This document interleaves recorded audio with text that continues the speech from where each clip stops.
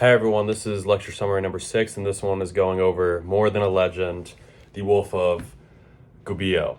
And so why this is important and why we're looking at this is because it involves St. Francis, and this is important because St. Bonaventure University is a Franciscan university. It has Franciscan values tied to the Catholic Church.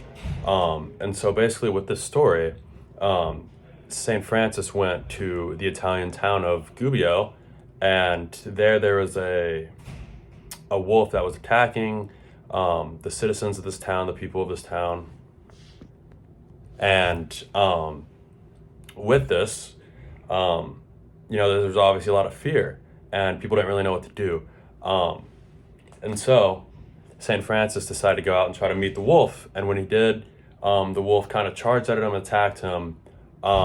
But when the wolf did this, St. Francis put like a cross symbol over his head, over the wolf's head, which kind of like immediately tamed the wolf. And then it kind of gets to the point to where St. Francis is talking to this wolf and kind of entering into an agreement with the wolf, basically saying that he will let the wolf live as long as the wolf doesn't keep terrorizing these people, as long as he obviously stops attacking these people. And like if he agrees to do that, St. Francis will provide this wolf with food. They just want peace. Peace is what they want. And obviously the wolf can't talk, but it bowed its head in response. And later on, St. Francis went around to the town asking people if they would kind of also agree to this, if they would give this wolf food in return for the wolf being peaceful, and obviously giving these people a sense of security, as the wolf would no longer be going after them. And they agreed, and St. Francis kind of, I don't want to call it a ceremony, but in front of everybody, he kind of asked the wolf if he was going to stay calm, stay tame, and the wolf obliged, and it went on to live 2 more years, and the townspeople ended up loving the wolf. They ended up, obviously always feeding it, and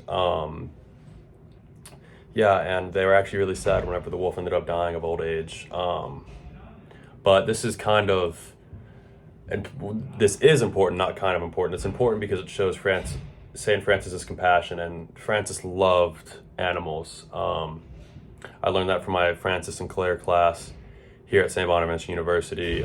Very amazing class, one of my favorites that I've taken in college. But Francis loved animals.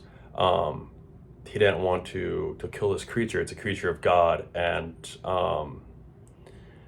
St. Francis always views animals in such high regard. He doesn't want to ever hurt an animal. He doesn't ever want to kill an animal.